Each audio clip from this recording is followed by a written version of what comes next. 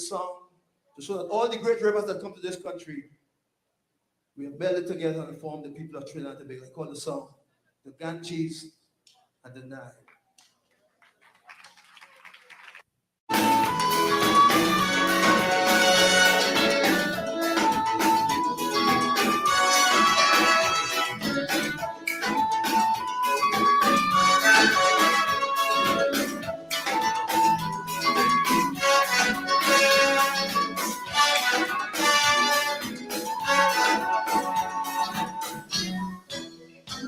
Many rivers flow to this naked isle, bringing fear and pain, but also a brand new style. And of all these rivers that shape this land, two mighty ones move like a sculptor's hand. And today those hands across the land, man, they're still landscaping. And there's no doubt we can work it out, there is no escaping. But as the river flows, there are those who will change its passage. So every common man got to understand up and send a message. But put up your hand if you understand now. Come! See how we move it, watch how we groove it, see how we float in style. Oh yes, one lovely nation under a groove. The Ganges don't need the Nile. Them boys with the hidden agendas and the mind benders, they will always do their do. The various smart men and politicians, well, them could come along too, cause we moving with a power and glory. See how we float in style. Oh yes, one lovely nation heading to salvation. The Ganges don't need the Nile. Differences there will always be, so that you'll be you and I'll be me. But that's the damn thing self that makes this country sweet. Partner, bring your drum, let me start to beat. Don't mind the politics, politicians. Oh, in the politics situation. We don't jamming on them, cause we know the story. So let them fight if they want in this land of the deferred glory. Put up your hand if you understand now. See how we move it, watch how we groove it, see how we float in style. Oh yes, one lovely nation under a groove. The Ganges don't need the Nile. Them boys with the hidden agendas and the mind benders, the people don't take in front. Oh yes, the various smart men and politicians can come along if they want, cause we move it with a power of glory. See how we float in style. Oh yes, one lovely nation under a groove. The Ganges don't need the Nile. Hear me now. The river Thames, the Yangtze crew, the river Jordan and the Danube blue, the Mississippi come down to join the fun as the Orinoco walks up the Amazon. And to this Irie Trinidad, well, they all discover that this Irie Trinidad going to be their lover. And she hugged them up and said, come on, be my little sister. And life became the carnival of a brand new culture. But put up your hand if you understand now. See how we move it, watch how we groove it, see how we float in style. Oh yes, one lovely nation under a groove. The Ganges don't need the Nile. Hear me now. Them boys with the hidden agendas and the mind benders, they will always do their do. But now that we hold in hand, running through the promised land, well, Cause we moving with a power and glory. Yeah. See how we float in sky. Oh yes, one lovely nation, heading to salvation. To not feast and eat the night. Thank you very much. God bless you. Good night.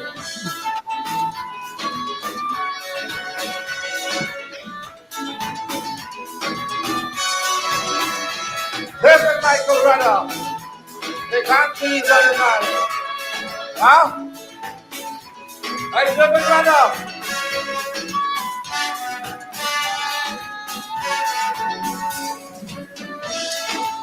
Let's do it.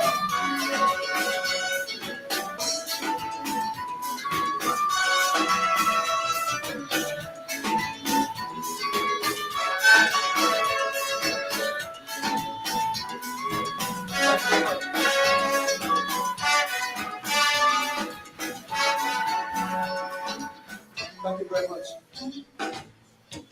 I remember growing up under PNM and DLP, right up to PNM and UNC,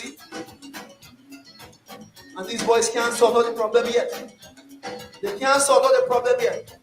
I personally find it's insulting. Insulting. You see, differences, there will always be. So, partner, you could be you, and I could be me. But then that's the damn thing self that makes this country sweet. Partner, bring your drum. Let me start to beat. Don't mind the politician.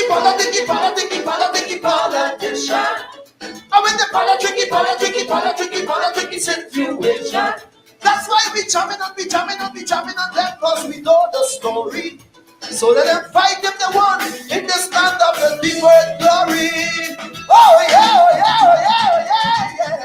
See how we move it, watch how we groove it.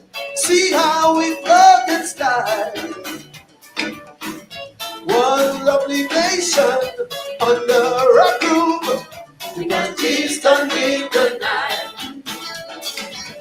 Them boys with the hidden agendas and the mind benders, they will always do their do. The various smart men and politicians, well, them could come along too. Cause we moving with a power and glory. See how we flow in style, yeah. One lovely nation under a groove. In a feast and keep the night. Thank you very much. Good night. God bless you.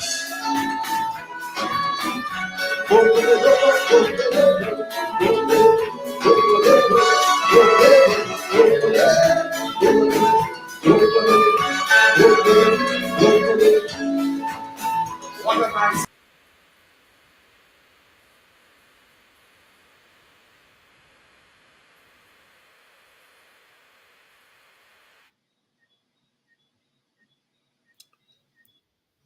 The pulsating sound and the voice of the philosopher king of Calypso, King David himself, David Rudder, summoning Trinidad and Tobago and our Caribbean to a realization of our diversity.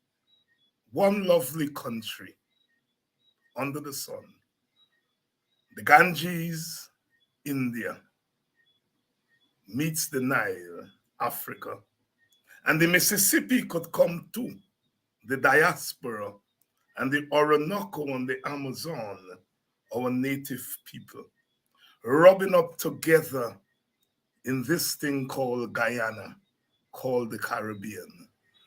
They tell us that when we speak for one side.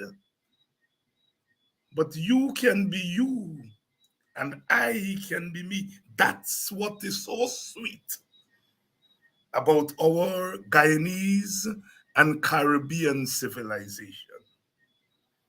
You are the product of that civilization. I am the product of that civilization. Africa runs in our blood and India runs in our blood. and the Orinoco and the Amazon. It is such a beautiful feeling to be a real Guyanese, not a fake Guyana, a Guyana with no roots. My Guyana has roots in the Ganges and the Nile and the Orinoco and the Mississippi and the Caribbean Sea, washing the shores from Haiti and the Bahamas in the north, right down to Trinidad and Guyana in the south. One lovely nation. Let them not tell you that to be a Guyanese, you have to stop the flow of the Nile or the flow of the Ganges. It's what makes us beautiful. The Ganges meets the Nile. I love that brother, David Michael Rudder, as I love all the Calypsonians, the bards, those who speak what we fumble to speak. Yes, it's a damn shame that them boys can't get it right. But you know what? Even the smart men and the politicians, we not leaving them behind. They're coming too in this lovely nation that we call Guyana, and by extension, the Caribbean. Good evening, and you all can tell that I'm in a lovely mood tonight. I'm in a wonderful mood tonight, as I must be, because I'm alive and I'm in my own country, smelling the air of Guyana, drinking the water, drinking our water, watching our people walk rhythmically, swaying and floating as only we can. We've been through so much that we have brought so much to the world. Our gift is in our movement. See how we float in style. To quote Brother David Rudder, beautiful as I watch Guyanese, as we navigate the weather, the May-June rains, as we navigate the expectation of another election in the air, as we watch those who take a 15-year-old, charge her for murder, making her the scapegoat for our collective failure for which she is not responsible, for which she's a victim. The Guyanese civilization that I come from and that I have tried to make better is not a civilization that charges a 15-year-old for murder. I reject that. Oh, Guyana. Oh, Guyana. Oh, Guyana. My daughter has become a shroud. I remember Mahadai Das in that beautiful poem. Oh, my grandfather, your daughter has become a shroud, paying homage to the Ganges, to the Indian in us. I am not Indian by blood, but I meet India by association. The twists and turns have brought us here. The whirlwinds continue to toss us. But every time we seem to be going down, never to come up again, we come up and we more than breathe. We survive. Good evening. Welcome to all of you. Whether you're joining us from inside of Guyana, I see my brother Albert Morgan from that beautiful part of our civilization, the Quarantine Coast, a country within a country. I remember as a little boy going to Union as part of a drama troupe from Buxton, saying poetry and acting and feeling that I was in a special place. And when I got back to Buxton, I asked, what was so special about union? And they said, the authentic Africa. The authentic Nile. Good evening, my sisters and brothers from that part. Flash Gordon, good evening. My sister Danette. Danette, I'm home. You're not home. You know, we cook up with plenty obstacles. When you coming home, Danette? All right.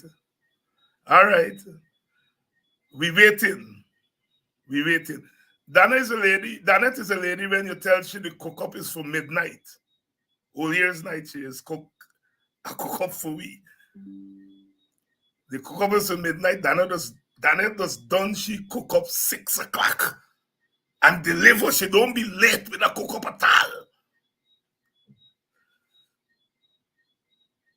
The folk in us. We discover ourselves in our relations and our relationships. We don't have to fight always. And even when we fight, we must fight to make it right, not to make it wrong. Those of you who join us from outside of Guyana, don't hate on me because I am home. New Jersey in the house, Brother Keith. Brother Keith. New Jersey Turnpike. You know, I lived for a long time in Washington, D.C., Maryland. And you leave at 12 o'clock to make the 3-hour ride to Brooklyn to party. And you get there at 3 o'clock and then boys in Brooklyn and wake up yet for the party. Because in them days, the party used to start at 4 o'clock. And when you surface after the party, it's past midday, Sunday. You can't say Sunday morning. After lunch. Those were the days. And when you're done rock and roll, you got to drive down the New Jersey Turnpike back to Maryland. Good evening to all of you. Good evening to all the wonderful people in Brooklyn.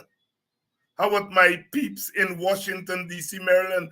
I'm keeping my promise to the women of Washington, D.C., Maryland who complain to me that they can't get a husband to carry out the trash between 7 o'clock and 8:30 at night because they're on to Politics 101. Well, I'm going to finish at 8:25 so they can carry out the trash at 8:30. We're going to be talking tonight to, I told you all last night, I have a surprise guest who have been meaning to bring on all the time, but she's here. And I told you all it's a she. And you know when we have first-time visitors, oh, you all got to behave. You all have to behave yourself nice. Sister Annette Ferguson is here with us. Former member of the cabinet, still a member of parliament, and still out there. She might be in David Rudder politicians. I ain't running, you know. I do the politics thing too. Although I don't call myself a politician, I say I'm a political activist. And as them boys would say, same all too dark. Don't pull ranks on we and nomenclature and words. It's politics, all of you all. Right. So we're going to talk tonight with Sister Annette. On what's happening around us. Tomorrow night, I'm giving you all early notice, Paul Slow is going to be here. Because the Madhya thing got a dimension about security. And you know, he's the man who know the security from the inside, but has the courage to speak from the outside. So he's going to be here on tomorrow night. We're going to talk about all the police and security thing there. And then the boy from my village, I know the family well, his mother and I, the boy that the capture, who they said was aiding Smalley to get away, and that they handcuff him. But this handcuff man snatch a gun and crank the gun with the handcuff. Well, I thought we were just oil drunk, but we're not just oil drunk. We also oil crazy because they think we crazy. I know the little boy. I know the boy. I know the family. I know his younger brother who's very, very close to me. He always seek me out. Ironically, Saturday night, I stopped at the gas station to get something. I was running to meet my son. And, he hailed out to me, said he wanted to talk to me Saturday night. And I told him, well, my son waiting for me. I's not always the quintessential family man. So when I get summoned by my son, say, you want to hang out with me, I got to move. So he said, all right, you're going to talk to me the next night. And I later learned that he wanted to talk to me about, that his brother was in danger. By the time the next night came around, the brother apparently was captured. And some are saying, with good reason, another murder, another extrajudicial murder. And so we're going to have Brother Paul slow here tomorrow night to walk us through that kind of thing. It's madness. It's madness. Somebody got to be mad.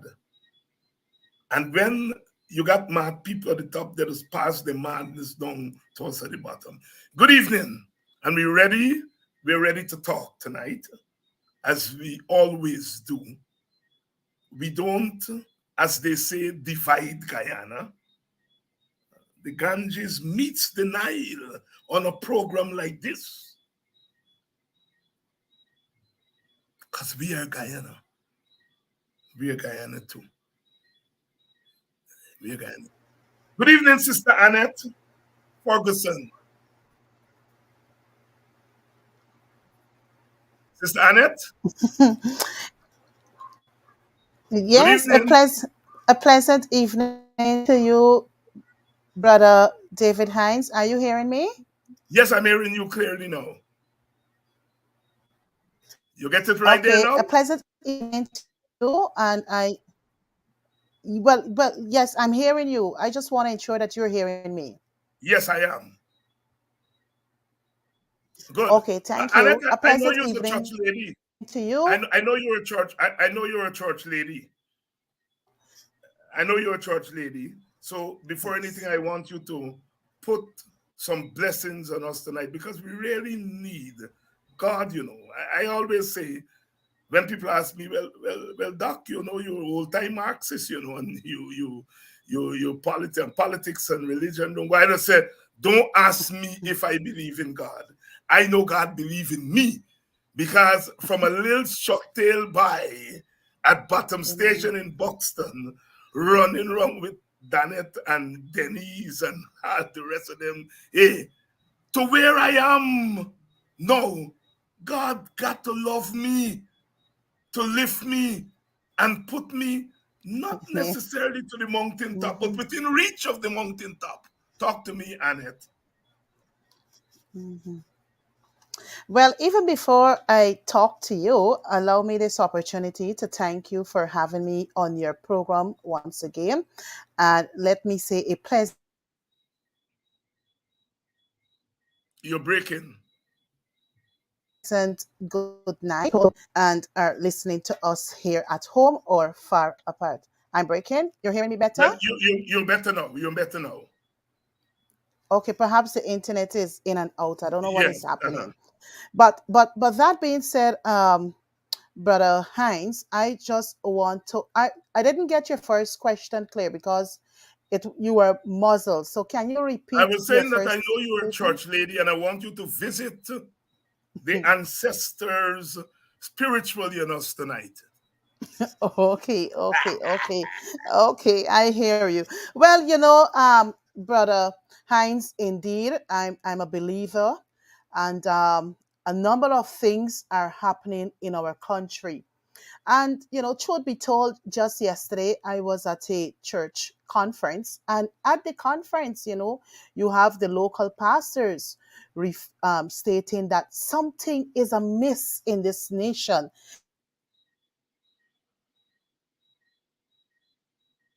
There is something about our nation thus far because we're experiencing a lot of deaths, road accidents, that is. We're experiencing, we had the recent fire. That was a horrific fire last week there in the mining town of Madhya. We also have constant road accidents. So something is definitely happening in this nation. And God is saying to us, it is time we turn to Him. It is time we, as leaders, perhaps repent of our sins and put Guyana back to God. That's the only way, Brother Hines, I will see Guyana change and move in a positive direction. So the only thing that we as leaders and as a nation should do is to repent, ask God for our forgiveness, all the sins that might have been committed, and just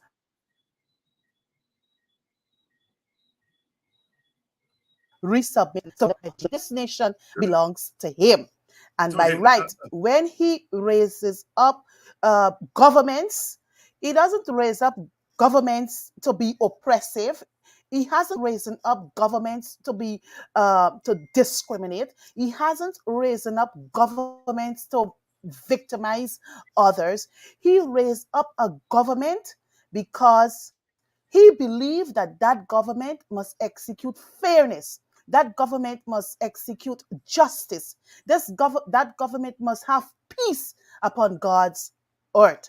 But what we're seeing here in Guyana is totally the opposite, Brother Hines. That is why it is time for us to turn to Jesus and repent of our sins and recommit this nation back to Jesus. And I completely agree with you. And but God help those who help themselves. So we have got to play our role, all of us. And I always go to the human side of things because I think politics is not just about systems and structures and so on. It's also about the human element. And I remember I first came into close contact with you around the 2011 election. It's 12 years ago already. And I remember we all would frequent Congress Place. It was a strange place to me, and you understand why. And I know you and Sister Lordy Nestor, and I would come there and I would see you, and you were always vocal and always enthusiastic, and you would pull me aside and tell me about my passion and so on Yes. and thing. So I just want the audience to know that you're not a just come, that Mm-hmm. you actually were there in the trenches when power was not around the corner, and that you were doing your thing. And that pivotal 2011 campaign, the first APNU campaign, and that you were there. As you look back to that time, what lessons you would say that we should learn if a young person I'm not were to hearing you, ask Dr. Hines. Mhm. you're hearing me now? You're hearing me now? I'm hearing you in and out. I heard Yes, yes, Yes, I heard yeah. you ask the question if a young person. Mhm. If a young person were to ask you about that journey from 2011 coming forward to the present, what lessons have you learned in that journey? Because in that journey, there were the ups and downs. You were out of government, in government, Oh out of yes. government. What lessons would you say that you, Annette Ferguson, have learned that you could pass on to a young politician or a young political activist? Honest with you,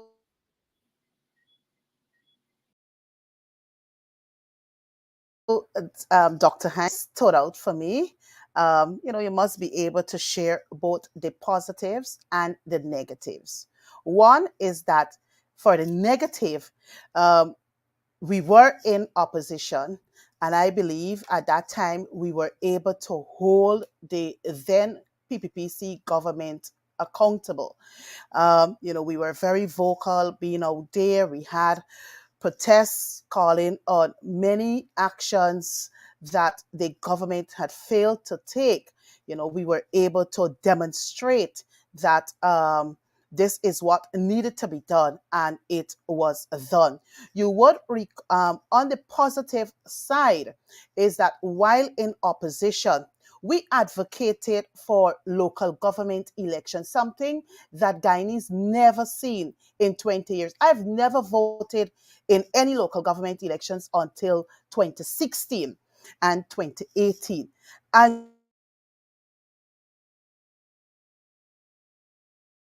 during all of this 14, we called on the then Ramattar government to set the date for local government elections, because that is something that they had promised Guyanese. But you know what?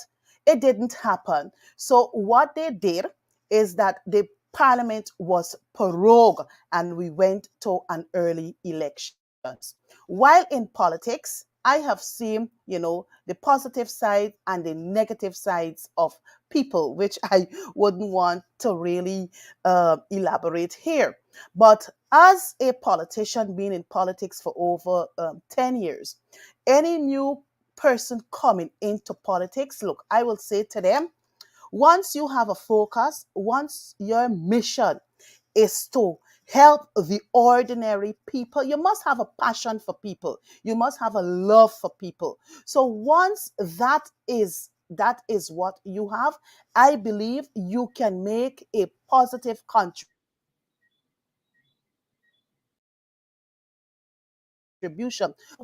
from, but also you would be able to make a positive impact on where Guyana in terms of its development should be. So politics, it's all about people. And for me, I have journeyed through thick, thin, high, low, but I'm still here. And I will continue once God give me the health, the strength, the energy, the breath to fight for what I believe in. So that is what I would want to say to any young person coming into politics. You must have a love for people. You must have a passion for development. And once those two blends in, I believe things will work out for you. Dr. Hines. Yes, Sister Anna, thank you very much for that answer. And as political people, we have to make decisions sometimes on the trot, sometimes based on just an hunch. Is there anything in your journey, especially when you were in office? Is there anything you wish you had done differently? I'm not asking you to talk about mistakes. Is there anything, especially during the time when your party, your coalition held office, is there anything looking back that you would have done differently? Dr. Hines, sorry, but this thing seems to be very, very bad. I I didn't get the question clear. Can you repeat? I don't know what is happening, if it's from your end or my end. I Yeah, just don't know what's happening. yeah, yeah. I think there's some sticking on your end. Let me repeat the question. You hearing me now? Yeah, I'm hearing you now. Yeah, is there anything looking back, especially during the time you were in office, your coalition was in office? Is there anything you wish you had done differently? Dr. Hines, truth be told, look,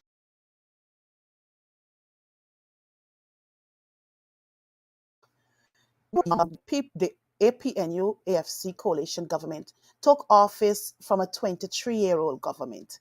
And there are a number of wrongs we met when we got into government. I believe we were on the right track, that is, to have a cohesive Guyana, to see Guyana go places. That is why, we would have done things totally different from the administration. I mean, what you're seeing now, Brother Hines, is that this regime has a lot of money to play around with, and that is the oil money. We hadn't the oil money. That is why they can have a whole number of infrastructure projects going on at one time. In our regime, what we did with the little resources we had, we were able to make things, to do infrastructure. We were able to pay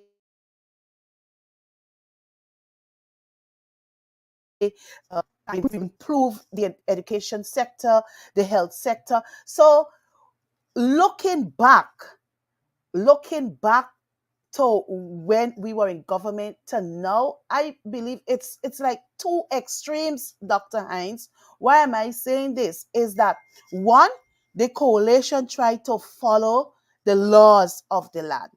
Whatever we did, we try to ensure that we comply with what the procedures, the systems, and the laws set out. What you're seeing now, Dr. Hines, is that this current regime is not following the laws. I can turn up, wake up today, sign, create some job, go and get it registered to be a contractor. And by tomorrow, I'm awarded a huge sum of dollars to execute contracts without any knowledge, without any experience. You would have seen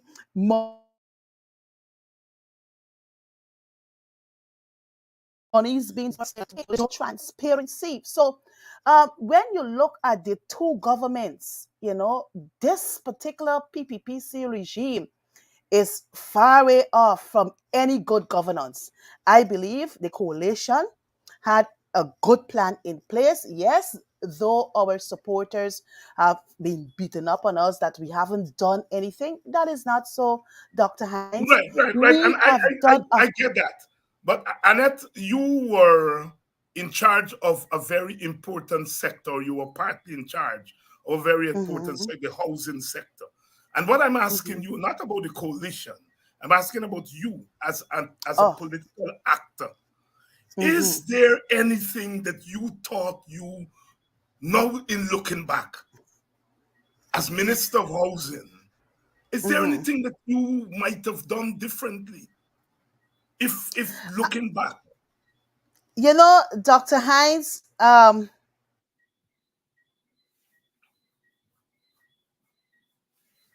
with all faith, yes, I was reassigned to the Ministry of Housing on the 26th of April 2019, less than 1 year before the regional and general elections of March 2nd, 2020. When I got to the Ministry of Housing, I was able to allocate lands that were available at that time. We were able to process titles for lands. We were able to provide assistance to low income earners and so forth. So, I mean, looking back then to now, I believe if we were in government today, things might have been different in the Ministry of Housing. Yes, because our plan, the plans that we have had for the housing sector, was to ensure that every his or her head. That's one. Secondly, we would have ensure that the housing schemes that we were going to establish, that it was outfitted with all the necessary infrastructure, so that when people go in to construct, they will be able to not have difficulties building their homes. Our plan also, Dr. Hines, was to build houses for low income earners. You might have heard Comrade Leader Aubrey Norton speaking to the whole concept of rent to own. That was a plan that I would have inherited from my predecessor, Valerie Patterson. But because of the time span, Dr. Hines, I could not have effectively execute my mandate as the Minister of Housing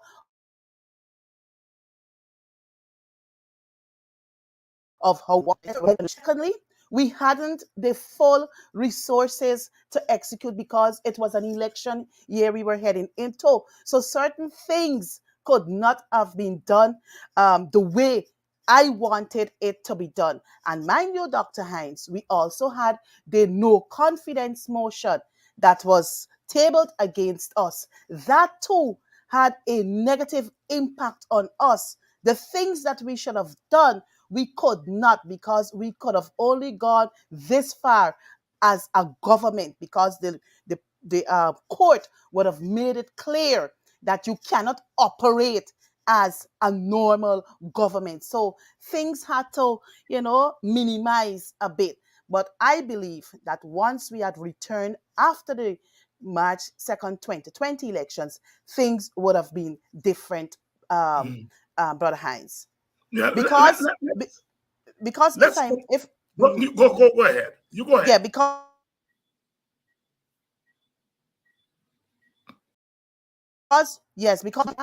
as minister at housing, we were able to acquire lands and paid for these lands through the Guyana Lands and Survey Commission. So we had in excess of, I think it's 1,000 acres of land in the Amelis Ward phase 2 area. That is something that the PPPC is now running with.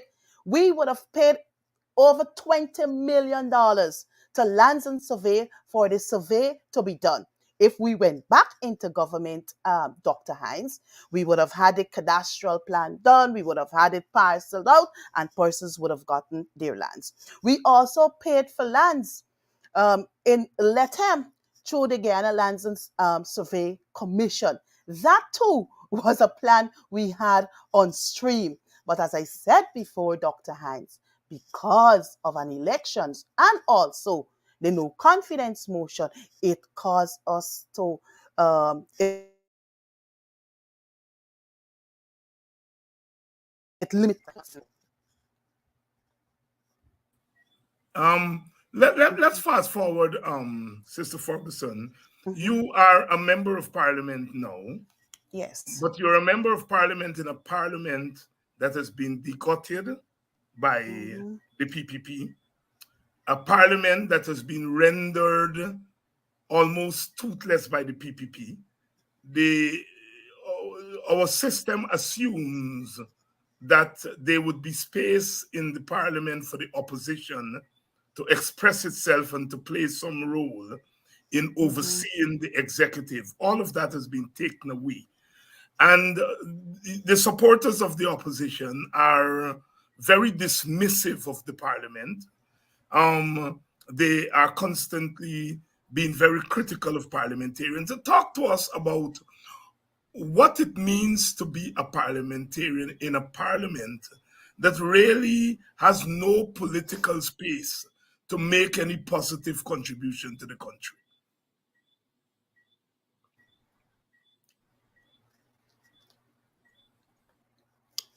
Um, Dr. Hines, it is very challenging. This 12th Parliament of the Cooperative Republic of Guyana, it's a very challenging one. Why am I saying this? Um, we as parliamentarians are there to represent our constituents and constituencies who have elected us to serve on their behalf. Dr. Hines, the parliament is there whereby we can carry the concerns of our constituents, whether through motions, through questions, through petitions. But what is happening thus far since September 2020, after the 12th Parliament was convened, is that this August body is not operating.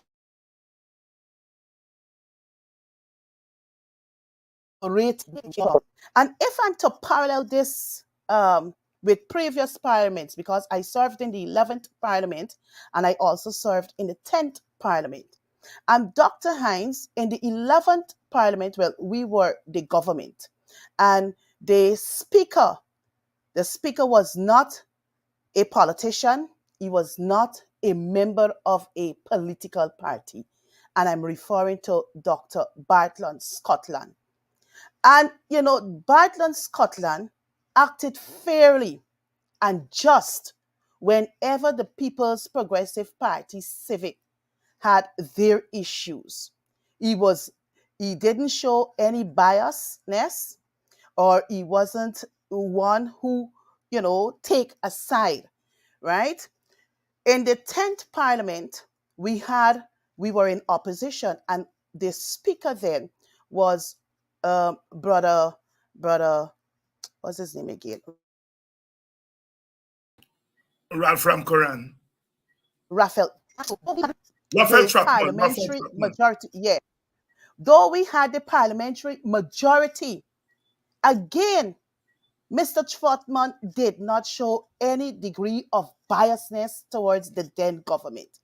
Everything went smoothly. Your questions went through, your motions went through, everything ran smoothly.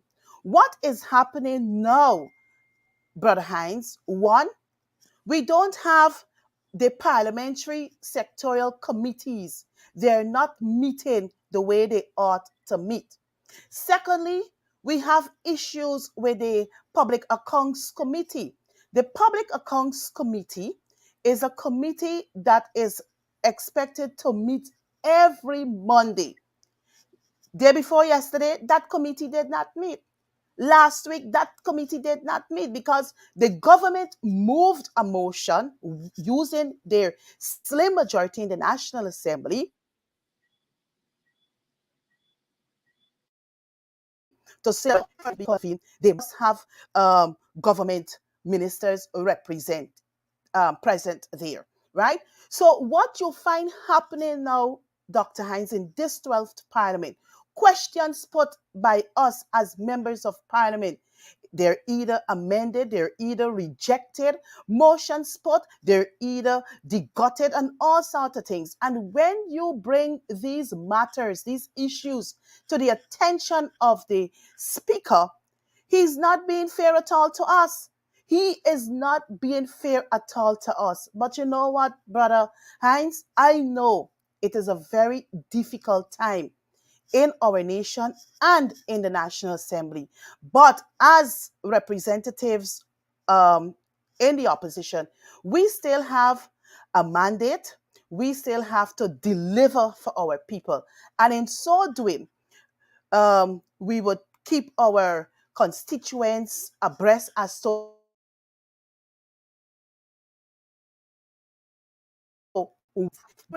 Brother Hines, the National Communication Network, an organization that taxpayers pay for, don't carry our presentations.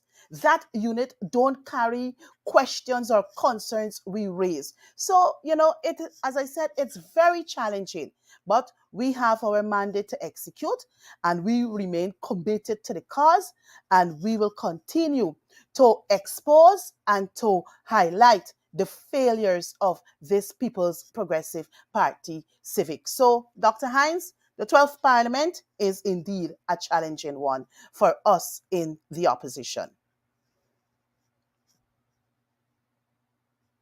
Dr. Hines?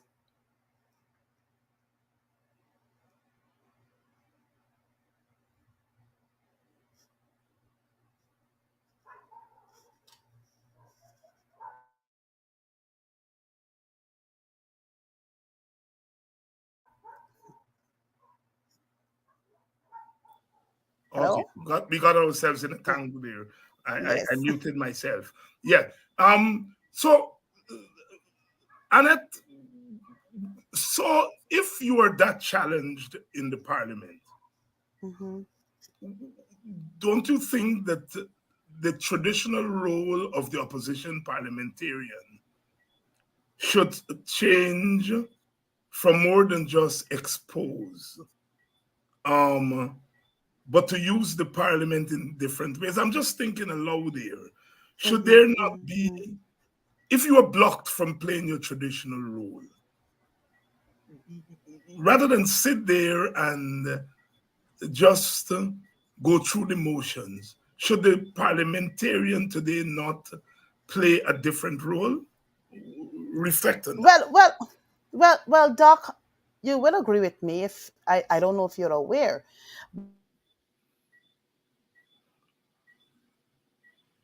but about 2 years ago, you would have seen us stage a protest outside of the National Assembly.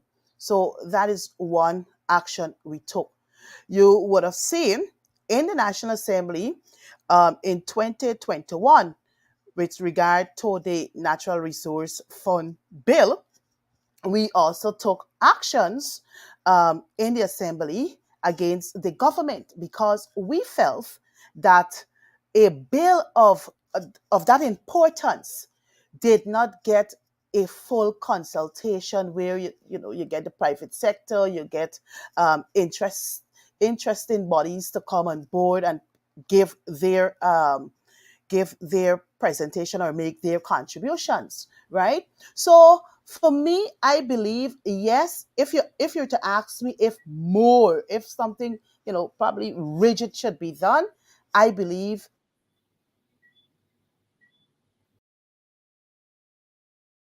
yes, taken extra parliamentary action against the People's Progressive Party, Civic.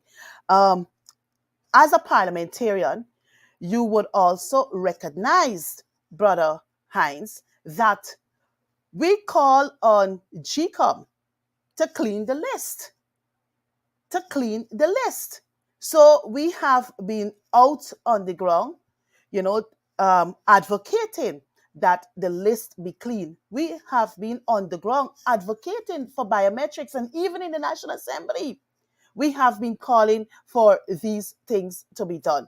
But we have a government that is very stubborn, that has no shame, that is hard headed and everything. Even the rule of law, Dr. Hines, they thwarted, they twisted to suit themselves.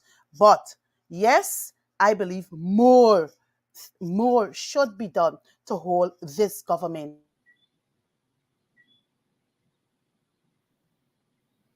accountable. Accountable. Let's come to some current events. We have the what I call the national shame of a 15-year-old child being charged for 20 murders, well, 19, and we expect that she'll be charged for another one because another child died yesterday. Um, do you think that it is right to charge that child for murder? No, Dr. Hines, I do not think that that young teenager should be held accountable and should be given that kind of charge against her name. Reason being, Dr. Hines, well, first of all, it's quite an unfortunate situation. And as a parent, I'm heartbroken and also saddened at this situation. But I believe the system might have failed this young lady. If it is a case that, well, look, indeed, she committed this act, as a social worker, Dr. Hines, there are certain behavioral traits you will pick up from an individual. And if the house mother or the teachers in the classroom would have seen this young lady acting kind of weird or off, it was their place to bring it to the attention of the authorities so that that young woman could have gone through some degree of counseling and see what intervention um, was needed that would have addressed whatever she was going through. Dr. Hines, I believe an independent commission of inquiry should should be held to determine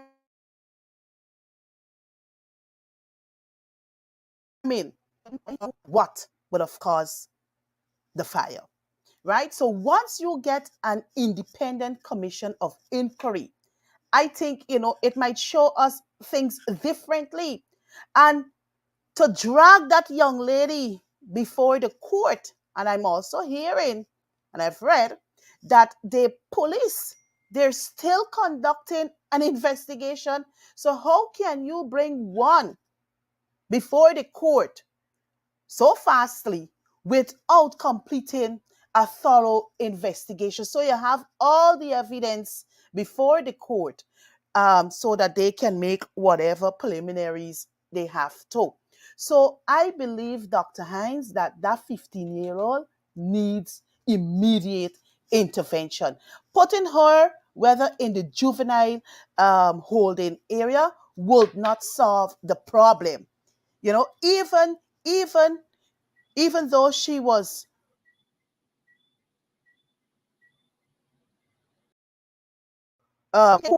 is that the magistrate should have asked for a it's called again one of these report, an evaluation report to be done on this young lady, like they would normally do. When murders are committed, they would normally ask for a welfare to do an investigation on the background of this person. So nothing of this nature was done on this 15-year-old. I don't know if in future, before her next court appearance, that will be done. But it's quite unfortunate, and I'm really, really saddened at what would have happened, Dr. Hines. What would you say is the major issue? What is the major lesson we should learn from that Madia tragedy? The major lesson or the major lessons? Mhm. Well, the major lessons we ought to learn, one, Dr. Hines, is that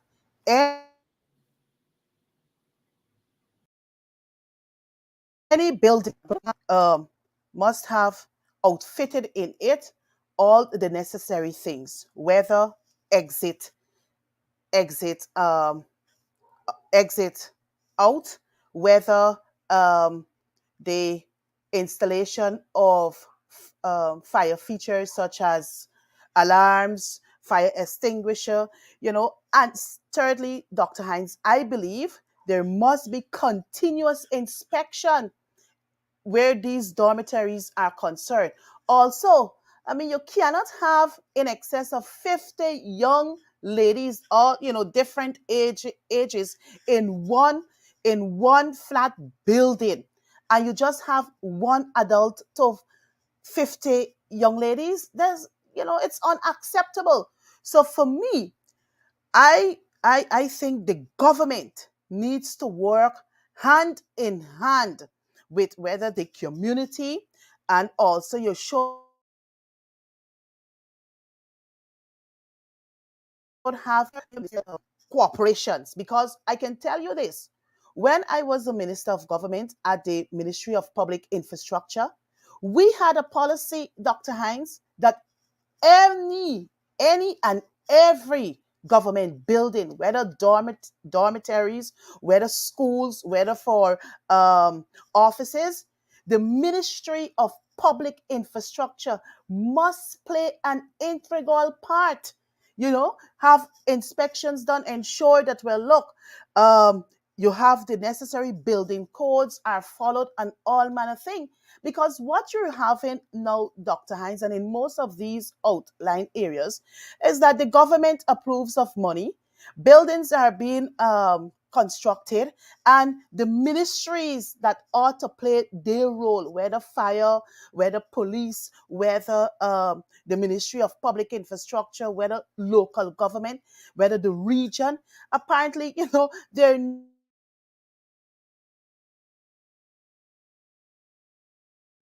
not and where you have all these agencies involved whenever buildings are to be constructed. The other thing that I learned from this particular situation, Dr. Hines, is that the building was unsecured. There was no security presence. I believe that if a security was there, at least that person would have able to alert the community to get persons to come on board and provide the necessary assistance to have those children evacuate from that building. The other thing to Dr. Hines is that it has been reported that the fire department didn't wasn't fully equipped to really fight off that fire. So that is something the government really have to take a keen interest in. You cannot have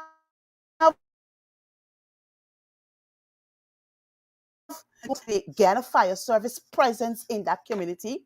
And if you look across this nation, housing schemes are being constructed, and in not one of the housing schemes have provisions for the Guyana Fire Service. So in the event of a fire, you got, whether in Providence, whether in Madia, you got fire service coming way from Georgetown to help extinguish that fire. So all of these things the government needs to look at and devise a comprehensive plan how they intend to address fire situation in this country to avoid what would have happened last Monday in Mario.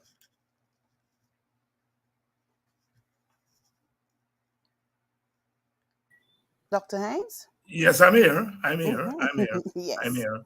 And that we're moving towards local government elections. The court yesterday threw out one of the cases that was filed by the opposition in relation to the voters list.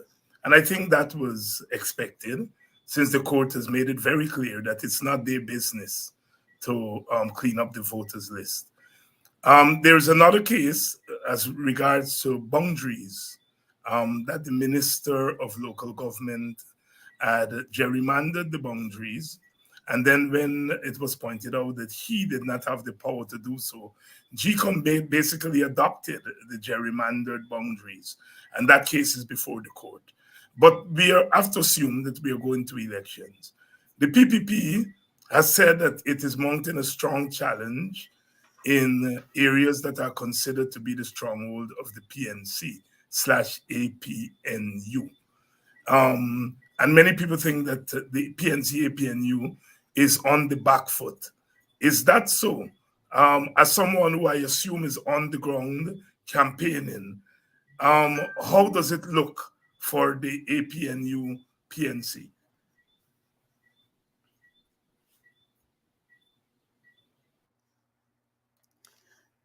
Dr. Hines, if I hear you clearly, because I don't, as I said before, I just don't know what is happening. A lot of interruption in the feed. But based on your question, you're asking me how it's looking on the ground for the APNU slash PNC. Look, Dr. Hines, I know for a fact that Guyanese are smart. Guyanese are smart. And to answer your question, how it's looking for us, I will say it's looking good for us. Despite the flags, whether red, black, and yellow, being flown across sections in the country, right? And um, that doesn't mean, Dr. Hines, that flags win.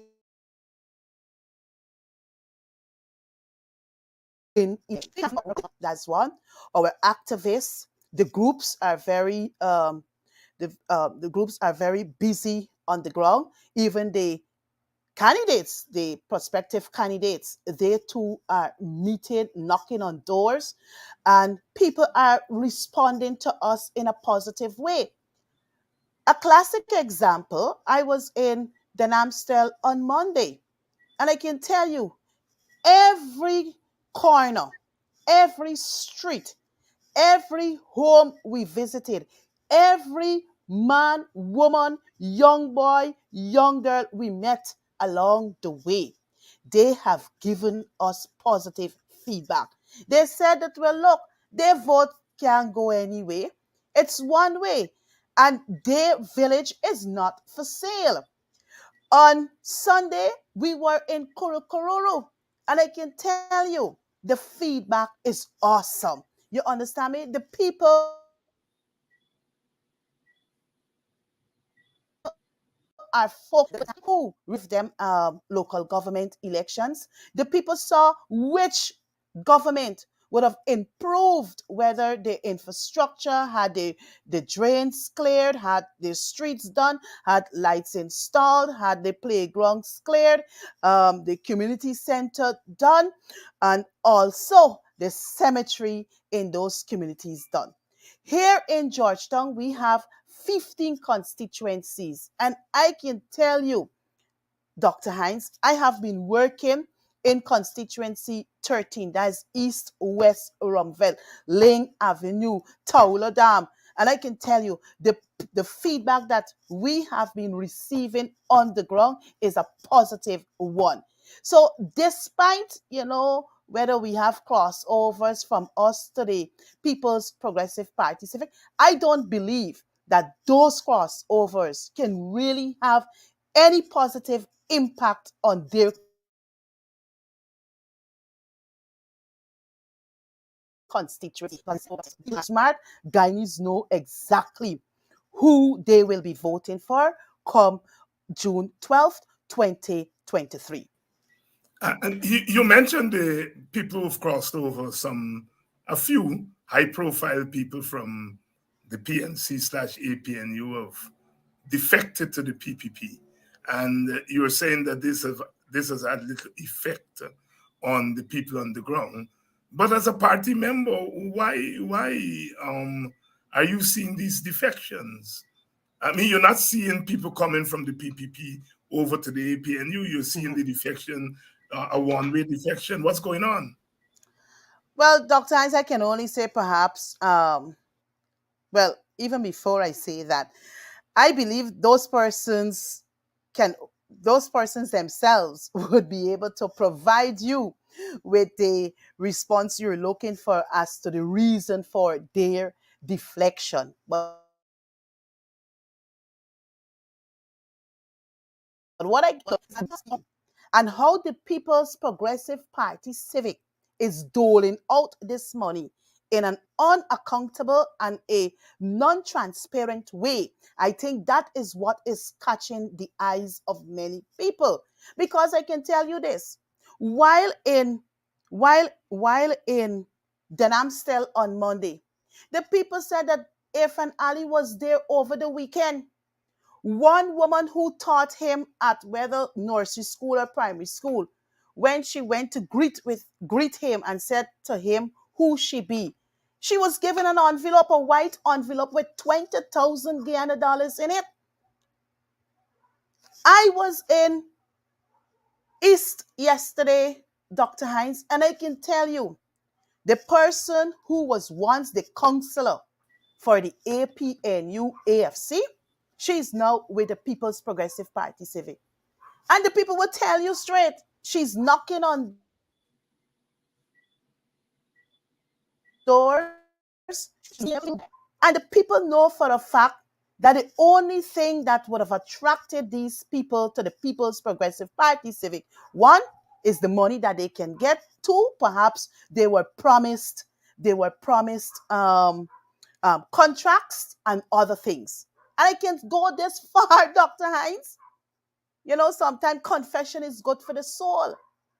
On my walk in a particular area, I wouldn't name the area, I met a school friend of mine. I was told that she's now with the People's Progressive Party Civic. And we engaged. And she said to me, Annette, I'm an opportunist. I am an opportunist. I will never vote for the People's Progressive Party Civic, but I got my needs. So, based on what she would have said to me, confirms what everybody know, why these people are running to the money now and they're splurging it, they're throwing it out at people, and that is what is catching people's eyes. And I can tell you, I can go so far, Dr. Hines. You know that the government has approved, or we approved in the National Assembly this whole cash grant of $40,000. They're giving each school child $40,000 for the new school term. Dr. Hines, you do your research. In 2021, in 2022, these monies were never paid in June month. These monies were paid on in the last week of the school year. And what is happening now, Dr. Hines, is that Priya Manikchan made an announcement earlier today that the government will be paying out the cash grants from June 5th, 2023.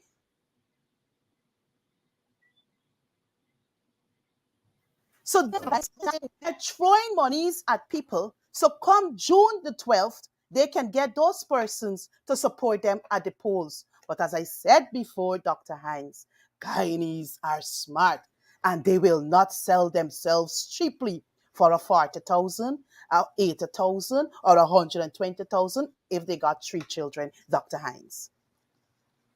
Annette Ferguson, Member of Parliament, former minister, here with us tonight, answering some of our questions and giving us our insights on some of the issues of the day and the challenges that face the opposition side.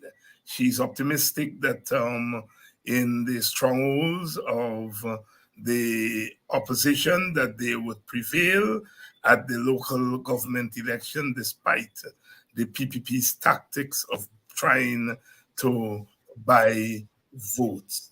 Annette, I noticed that the police is now involved. They're charging APNU people for all kinds of trivial things. You all can't call people soup drinkers anymore. You can't pull down a PPP poster. The police is getting involved. What's going on? Talk to us. You heard me, Annette?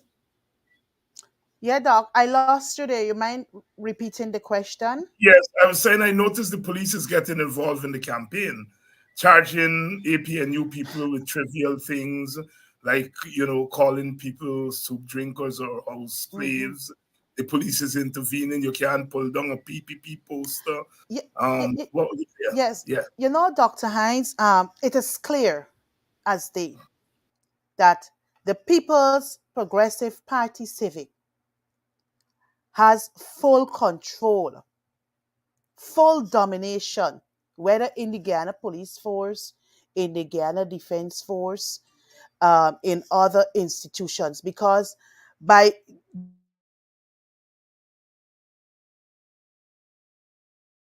the these entities, you will see how they operate. Yes, I have recognized that over the past few weeks, um, persons from the party which I belongs to, they have been dragged before the courts for frivolous matters. Perhaps one might have said to one, you're a soup drinker. That has now become a charge against whomever might have said that. If you said, if you're pulling down flags now, you notice people are now placed on $20,000 bail. So the police, they are taking they are taking instructions from the politicians, and this ought not to be.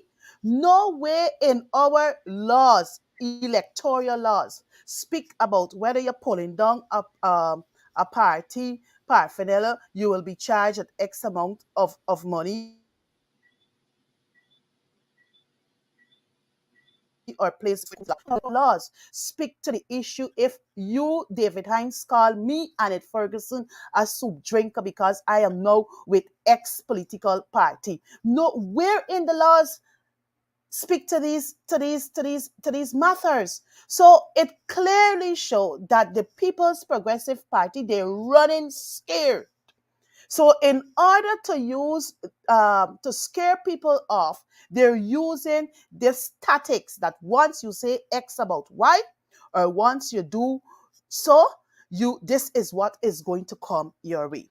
But Brother Hines, I know that my people, my colleagues, they're standing tall despite all that comes their way, because we have an elections to win. We have our strongholds to to maintain. So we will not allow a charge of a 20,000 bill lock up to daunt us. We will not allow whatever the People's Progressive Party surrogates put out there against us to daunt us, because our focus is to win at the local government polls come June 12th, 2023. Our focus is to win at the local government poll. Former Minister Annette Ferguson, Member of Parliament, member of the People's National Congress, APN, it's been so wonderful chatting with you. I know we've been threatening to do this for such a long time, but you know, we on this program, we go where the Spirit leads us. We are a Amen. spiritual people, and we entertain the ancestral spirits around there. Thank you very much. Any closing thoughts? Anything you want to say to the viewers and listeners tonight? Well, before I do that, Dr. Hines, I want to thank you very much for having me on your program. I know we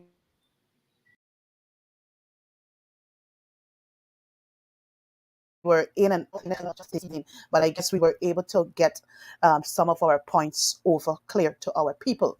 I want to say to my Guyanese brothers and sisters, whether home here or abroad, that June 2nd, that's day after tomorrow, the discipline services will be heading to the polls.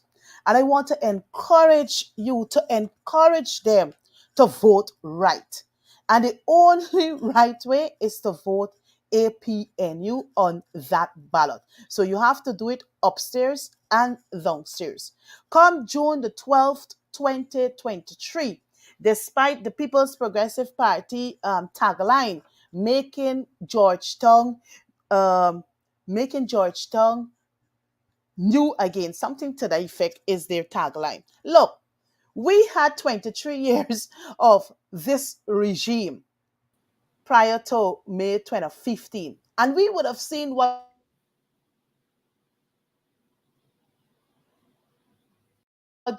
Georgetown after us 2020, look where Georgetown is again. It has now become a garbage city. So my simple plea to you home here in Guyana to vote solidly for a partnership for national unity.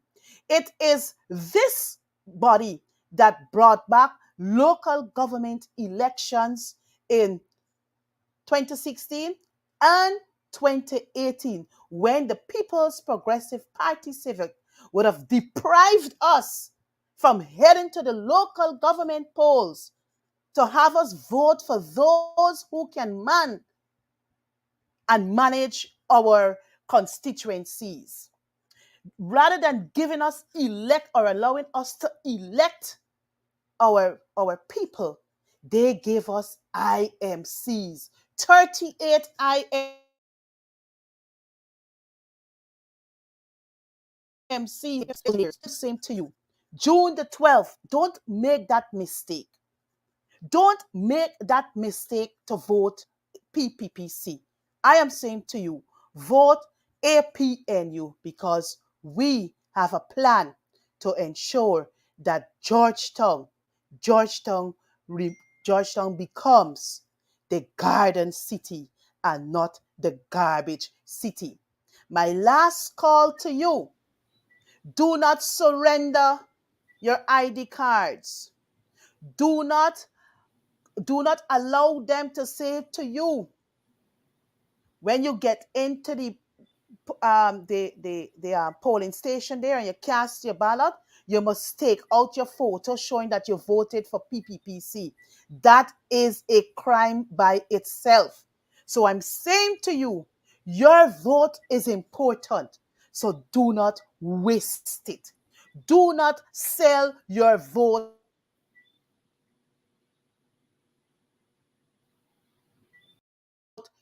cheaply. all the apps. You're hearing me through this social media platform. I'm saying to you, turn out in your numbers and vote solidly. Do not remain at home. Do not stay at home. With those few words, Dr. Hines, I thank you once again for allowing me the opportunity to appear on this platform, Politics 101, to share with you and your listeners and viewers. May God bless you, and may God continue to bless our beautiful nation, Guyana. And thank you very much, my sister. Thank you very much for coming on and spending time with us and speaking with our viewers here and those who will check the podcast later on in the evening or tomorrow. Thank you very much. And to thank you, our audience, for staying with us again. Without you, there is no program. And we welcome Sister Annette here tonight. She expressed herself, and as usual, we on this program are very welcoming of all viewpoints, whether they are in sync with our view or not. That is the kind of healthy diversity that we encourage on this program. Tomorrow night, Paul Slow is going to be here. So come back in your numbers. As usual, you come in peace, you leave in peace, and you leave with lots of love. Without love, life is lifeless. Good night, and remember, as always, our motto here is the dignity of the human being is paramount.